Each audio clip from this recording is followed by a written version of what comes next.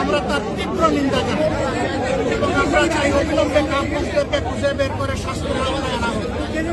একটা কথা message very clear, এই জাতির কোনো গুলিকে পরোয়া করবে না ইনশাআল্লাহ। তৎকাও করে না। কেউ যদি আবার নতুন করে ফ্যাসিজম বা সন্ত্রাসের রাজত্ব বাংলাদেশে কায়েম করতে চায় তাহলে খুব দেরি হবে না, যথাযথ জবাব পেয়ে যাবে দেবে এবং কাউকে এই ধরনের নোংরামি করার সুযোগ দেওয়া হবে না। বাংলাদেশের মাটি কারো বাপদাদার জমিদারি না, 11 কোটি মানুষের সম্পদ। এই সম্পদ পাহারা দেওয়ার দায়িত্ব আমাদের সকলের। আমরা সেই পাহারাদারি করবো ইনশাআল্লাহ। আমরা এই সমস্ত হত্যা চেষ্টা যারা চালিয়েছে তাদেরকে অবিলম্বে খুঁজে বের করে শাস্তির আওতায় আনার জন্য সরকারের প্রতি আহ্বান জানাচ্ছি। সরকারের কোন ধরনের ঢিলামি এখানে বরদাস্ত করা হবে।